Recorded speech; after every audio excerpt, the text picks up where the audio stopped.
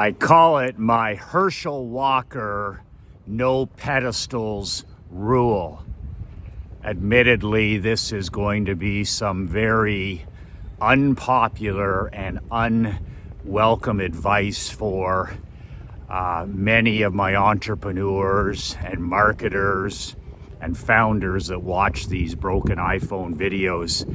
But it's something that I've been thinking about as a former pro and amateur coach, as an entrepreneur, is how important it is in 2024 to stop putting people in your life and in your business on pedestals. Get that through your head. michaelmclean.coach. You can get a copy of my book, How to Not Get Your Ass Kicked in Business and Life. My 25 rules for living life and doing business on your own terms. nobullbook.com. It's a physical book with a real black Be Relentless t-shirt. It's $100. I don't want any cupcakes or snowflakes, no PDFs. You can actually get the physical book and the t-shirt shipped to your door for $100 at nobullbook.com. The link is below. There's also an audio version, but no PDFs or digital versions. It's a real book, a real t-shirt, and real information. nobullbook.com.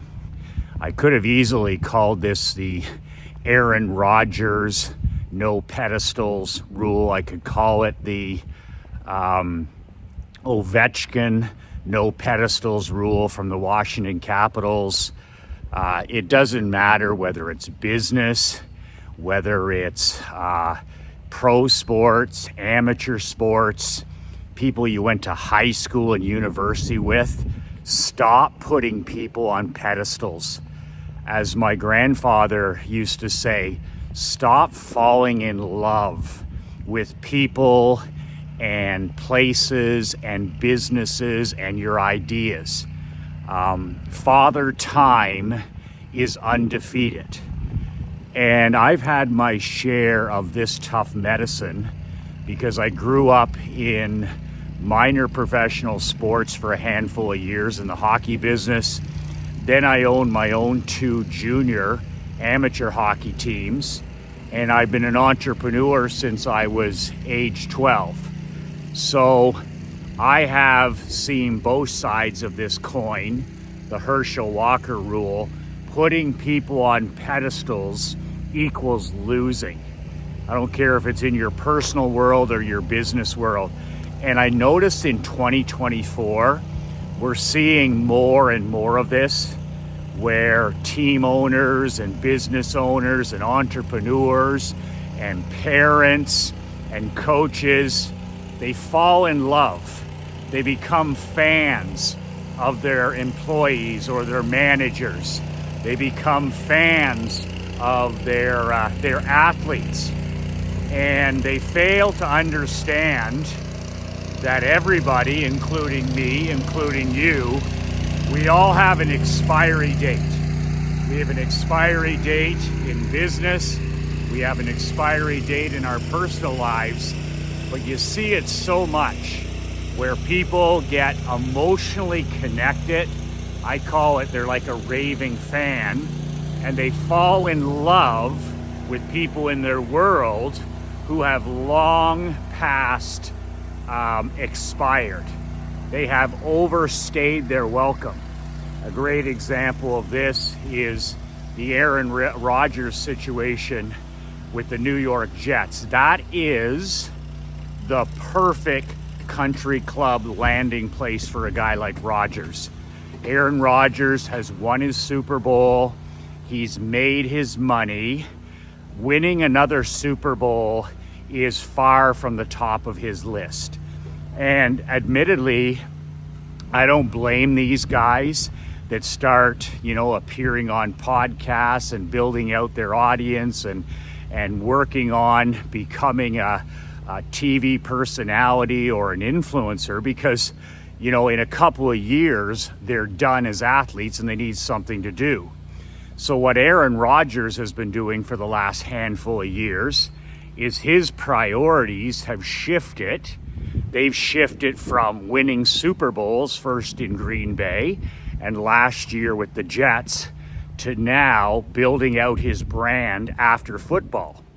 And if somebody's dumb enough to pay a guy like that, which the Jets are, it's the perfect landing place for him, because he can go to a not serious NFL franchise. I mean, injury or no injury, they had no chance this year. You think a team like that can compete against a Mahomes, Andy Reid team? Do you think that a team like that has any chance to, beat a team like the 49ers? Or you just go down the list every year. They're not a serious franchise. So they're always looking for quick, rich, they're looking for hacks and shortcuts, right? We bring in an aging star like Rodgers. He's going to love the New York media. He's going to love the attention. And whether he's healthy or not, you still have no chance to win. His priorities are many. Like the great Tim Grover, Michael Jordan's fitness coach, used to say, when your priorities become something other than winning, then the winning goes away. Tim Grover used to warn Michael Jordan, and he used to warn Kobe and Charles and all of them, when you're still playing at the top of your game, taking these commercials or anything, any money on the side or side hustles that takes your attention away from the main thing, he said it's not long until the main thing goes away. And I remember reading that in his book, Relentless, and then again in his second book, Winning, where I was like, wow, that's a powerful statement. When the main thing, which is, winning an NBA title or winning a Super Bowl or winning a Stanley Cup or making $1 million, when the main thing stops being the main thing, then the main thing goes away.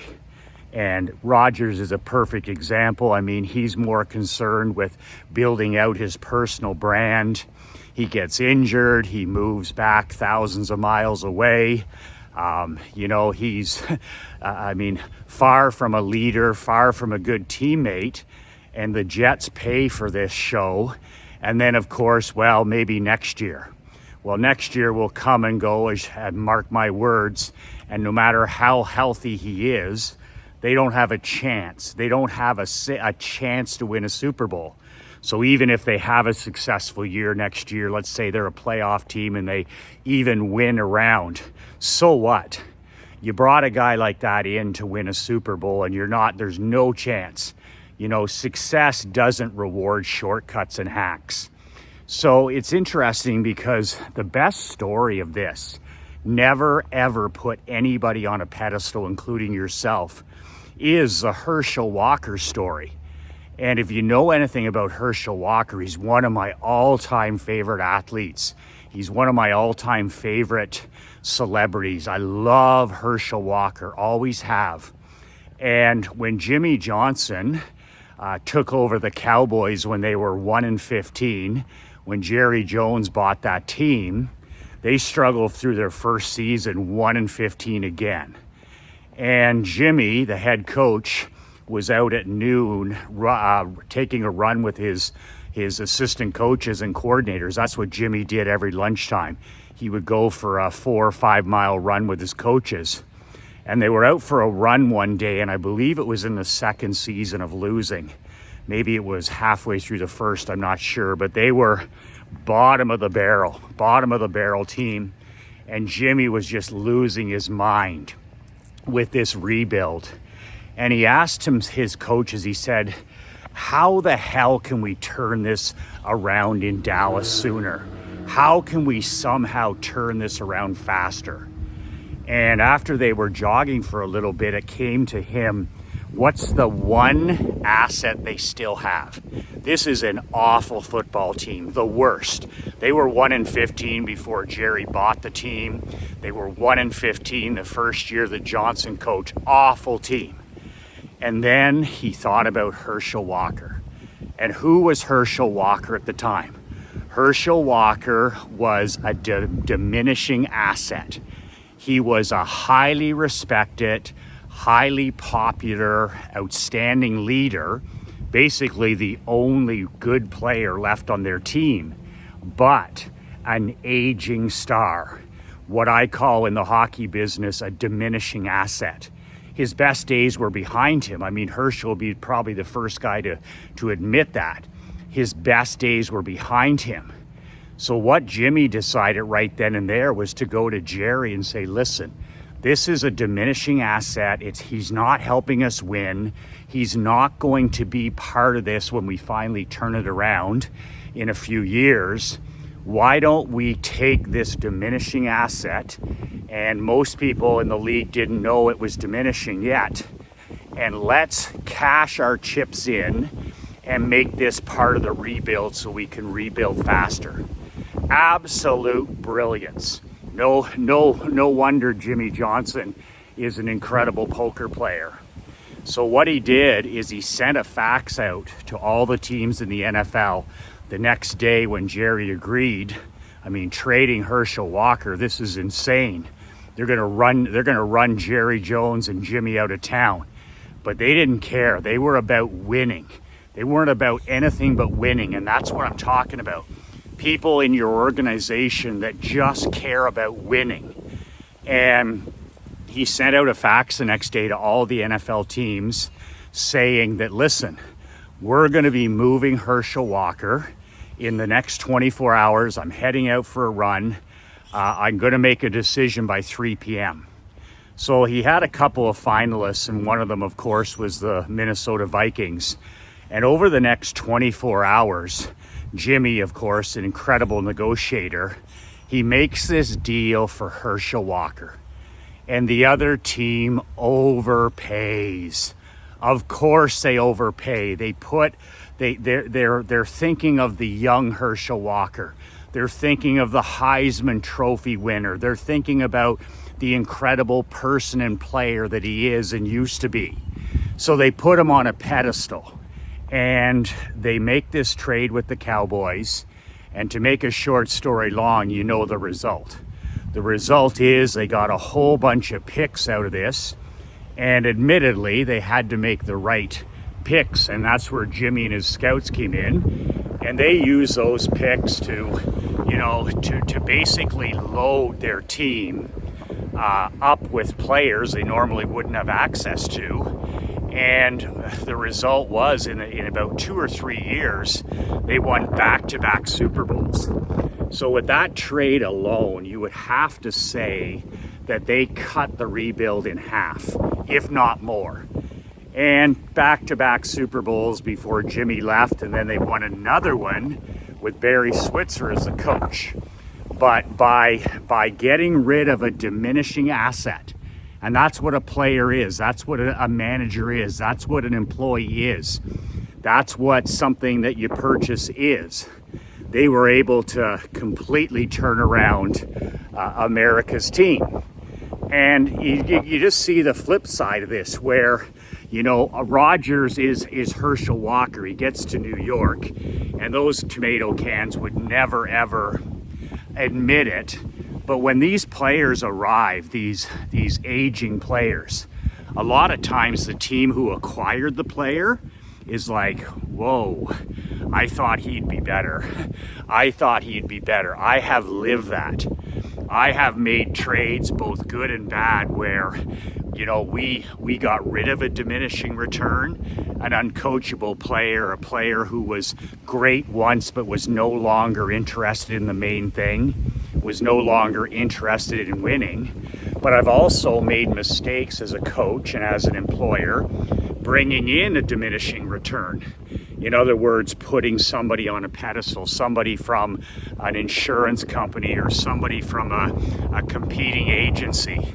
I brought in you're bringing in a Herschel Walker, you're bringing in an Aaron Rodgers, you're bringing in a whatever, and then when they get there, you're like, wow, we sold the farm to get this person, and Father Time is undefeated and they're not as good as we thought. And then you're stuck with the person, right?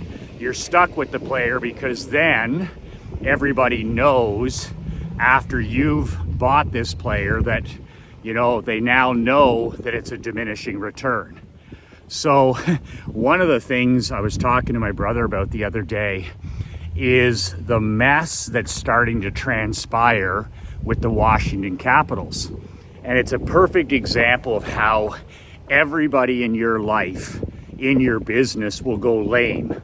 There's going to be a handful of people that do not. But other than that, you've always got to be on the lookout for people that are going lame in your life.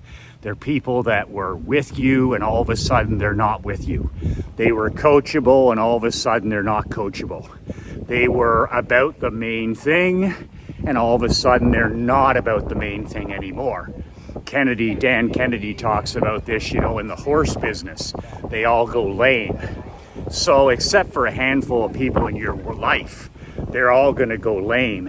And what happens in business and it happens in sport is that when you fall in love with an employee or a manager or a vendor or a high school buddy or anybody like that, and you're more of a fan than you are an entrepreneur, and you fall in love with these people, you put them on a pedestal. You're like, oh, well, she's been incredible. She's been with me for 40 years. Yeah, 40 years, but there's my beautiful wife, Krista. Hello. They've been with me and they remember the glory days. They remember the glory days. And that's what's happening in Washington. You don't have to be a hockey fan, but Alex Ovechkin, one of my all-time favorite players. I mean, I love this guy from the time he came in the NHL. He's a goal-scoring machine. And what did he do? He did exactly what Aaron Rodgers did. He won one Stanley Cup a handful of years ago. And I remember at the time telling some of my friends, I said, listen, that'll be his only cup. And everybody was like, oh, no, Michael, the multiple cups dynasty. And I was like, nope, it's not going to happen. I said, he's not Sidney Crosby. He's not Wayne Gretzky. He's not Mark Messier. He's not Tom Brady. He's not Michael Jordan. He's got his one. And now it's going to be about other things other than the main thing. So here we are a bunch of years later. And of course, Washington has never, ever had a second opportunity, not even close. But here's what you have in Washington. You have an aging superstar who is entering his late 30s, going to be into his 40s. First of all, you're paying him too much money. You're paying him on who he used to be. This is like paying your receptionist too much money because of who she used to be. This is paying your sales team too much money on renewals in the insurance business because of what they used to do. And it's crippling for a business, right? It's hanging on to a vendor that's gone lame because you're still connected to who they used to be. So in Washington, they're paying him as much money as they can. He's the captain of the team. He's still an outstanding player. But this is the first of many years to come where Father Time is undefeated. He's surrounded with other aging players, and the window isn't closing. It's completely closed. They have no chance to compete with teams like Vegas or Colorado or any of the top teams in the league. But you know what? Ted Lazonis, the owner of the Capitals, he doesn't have the balls. He doesn't have the balls to move him. and he probably gave him a no trade. These guys all have no trade contracts now, so they're comfortable. They're making millions of dollars. Their kids and their wives are in the community for 20 years. There's no chance. There's no chance. And also there's no motivation.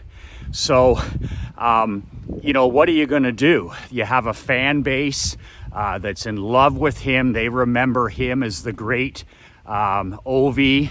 And what's he chasing? He's chasing a personal goal. The main thing is no longer the main thing.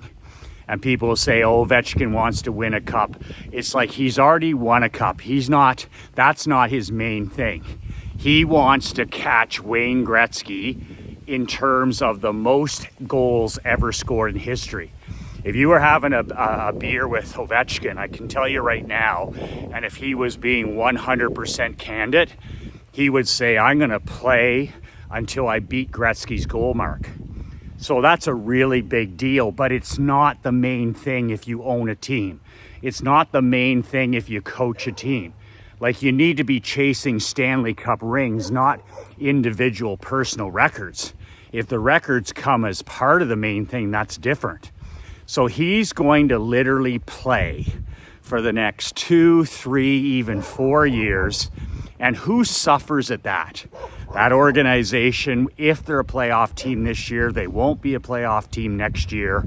And they're just going to regress to the levels they were before they drafted that kid. When you're a number one pick like Ovechkin or Crosby or any of these guys, you're coming to the worst franchise. But it's amazing, after they stay too long, whether it's 25 years or whatever it is, they leave it the same way they found it, because the owners and the managers fall in love. They put these guys on pedestals. They don't make the tough decision when they go lame, when they can't produce anymore, and they end up with the franchise in 15, 20, 25 years back exactly where it started.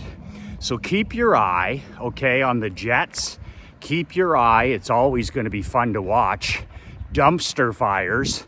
And in Washington, where, they just don't have the guts of a Jerry Jones or a Jimmy Johnson to rebuild their organization. Do you know how much? And they can't do it because they put on the knee pads with these agents, right? So nobody can be traded.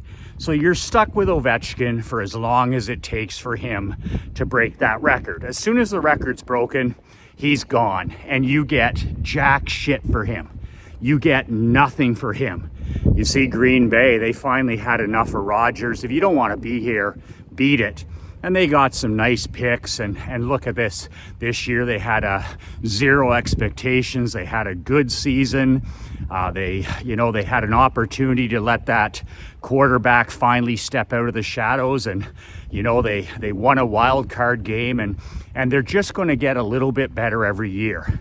And you just get rid of that person who's gone lame. You get it the hell out of your world. There's a great quote, friends become strangers and strangers become friends. You got to remember that and ask yourself every single day, who in your life, in your personal life, has gone lame? Who in your personal life has been a long time, Herschel Walker, or who in your life is an Aaron Rodgers or an Ovechkin? Who in your life, has gone lame? And as harsh and as difficult that is to answer those questions, you need to do it for your business as well. Who was once a friend who needs to become a stranger? Who in your business are you still putting on a pedestal? They're overrated. Father time is not on their side, and they need to go. They need to be curated, they need to be swift sword, and they need to cut the rope. Who are you protecting in your personal life? Who are you protecting in your business life because you're a fan? Because you remember the good old days, when in fact this person, their expiry date has been long since.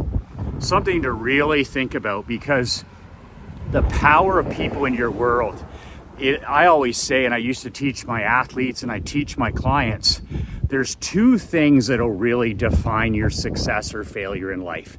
It really does come down to two things. Number one is your daily habits. What you do consistently day after day. 3 or 4 things. What do you do? Are they things that build or are they things that take away?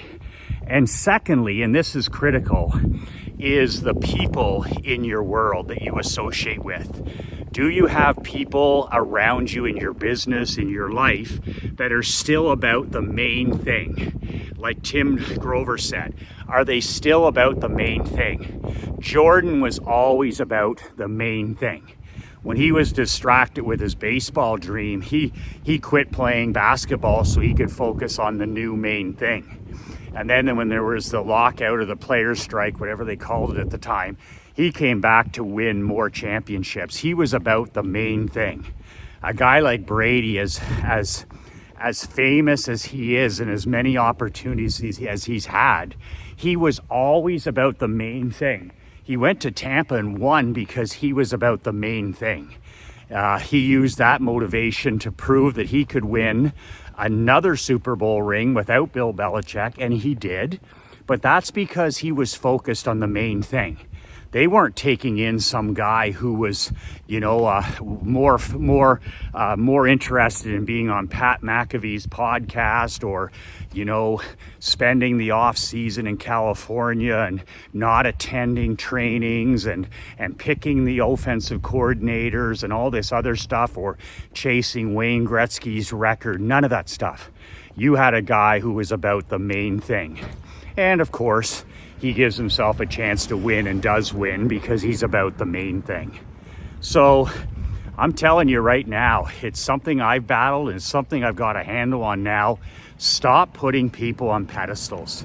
Just stop putting people on pedestals. I mean, I've grown up around pro athletes, guys that are in the Hockey Hall of Fame, people that have, millionaires. I worked with one billionaire. Stop putting people on pedestals. It's just, most people are actually unimpressive. Like they're unimpressive. It's just that they consistently show up, and you know what? You just constantly in your life need to be always on the lookout for people going lame. They were with you, they're no longer with you. And you know what? You got to think like a general manager. You got to think like a head coach. Have I fallen in love with this team? Have the people on this team, are they way past their expiry date? Have they worn out their welcome? In the hockey business, it's interesting. When I owned my own teams in junior, those blue chip prospects, those hockey players, are age 16 to 20, right? So you have the kid for 4 years. But Nick Saban and Bobby Knight and Mike Krzyzewski and guys like that would tell you, a lot of times, the kid at 16, 17, and 18 is so coachable. They're getting better every day. Yes, sir, 3 bags full. All of a sudden they get drafted into the NHL or a Division I scholarship, and all of a sudden uncoachable. So even somebody who's 19 or 20 has often gone lame on me. And what did I do to win championships in hockey? I would say to my assistant coaches, what's our number one overrated asset? What is a diminishing asset that's amongst us that somebody will overpay for? Who have we fallen in love with who no longer is about the main thing? And sometimes we would come to an agreement that, hey, it's one of our 20-year-old stars. It's one of our 19-year-old assistant captains who's no longer about the main thing. They're already thinking about scholarship. They're already thinking about playing minor pro, whatever it is. And then you take that diminishing return and you curate it, you swift sort it, whatever it is. And in the sports business, you offer it up to somebody else who's going to overpay always because they're in love with it. They're going to put that person on a pedestal. They're going to overpay it. They're going to think that it's the way to hack a way to winning in championship, and it does the exact opposite. So do what you want with that. Do what you want with that. That's a very unpopular and unwelcome opinion for most entrepreneurs. But at the end of the day, you know, strangers become friends and friends become strangers. And if you're not going to curate and swift sword people, toxic people in and out of your world, you're going to have no chance to win. You won't be able to overcome negative association. Whether it's a golf buddy, a high school friend, a cousin, an employee, a business partner, maybe it's a drug, maybe it's a drink, you have no chance unless you're constantly curating. And if you're putting alcohol or people or food or whatever it is on a pedestal, you're going to get your ass kicked 6 ways to Sunday, and it's going to be your fault. Stop putting people on pedestals. As the great Bill Parcells taught, go on what you see, not on reputations, not on Hall of Fame careers, not on sales numbers from 2016, not on reputations, not about stories of the good old days. Go on what you see with the people in your life today. Go on what you see in business today. And like great Coach Parcells said, if I see something I don't like, I make a change. Bill Parcells never, ever, ever put a player on a pedestal. Accurate thinking 101. I will go on what I see. If you like this type of unwelcome message and brass balls advice, which is certainly unpopular amongst the normies, my book is going back on sale this month only. nobullbook.com. It's purposely expensive, $100. That's actually chump change for somebody who's interested in living life and doing business on their own terms. The reason I have it priced at $100, I want people who are all in to buy that book. I want people that are going to burn the ships and take the island. When you pay $100 for a big book with 25 rules, I want people reading that book who have skin in the game. There's a great saying, the more you pay, the more you pay attention. So by increasing the price to $100, plus I throw in one of those black badass Be Relentless t-shirts, I break even at $100 when it comes to the printing, the shipping, the t-shirt. But I want guys and gals that are all in. That's the reason I have it priced at $100. There's no PDF. There's no, digital go fetch download. There's a book, a real tree killer, almost 300 pages, 25 rules. One of them is don't put people on pedestals, and a nice t-shirt that I wear almost every day when I'm training with Be Relentless on the back and Badass on the front. It's the only place you can get one of those righteous t-shirts. nobullbook.com. I'll ship you the book as soon as you sign up. It'll be at your door in a week's time with your t-shirt. Like my great father, 90-year-old father says, the best is yet to come. Stop putting people on pedestals, and like Parcells says, every day go on what you see. If you don't like what you see, apply my Herschel Walker no pedestals rule. 2 words that changed my life, 2 words that can change yours. Be relentless.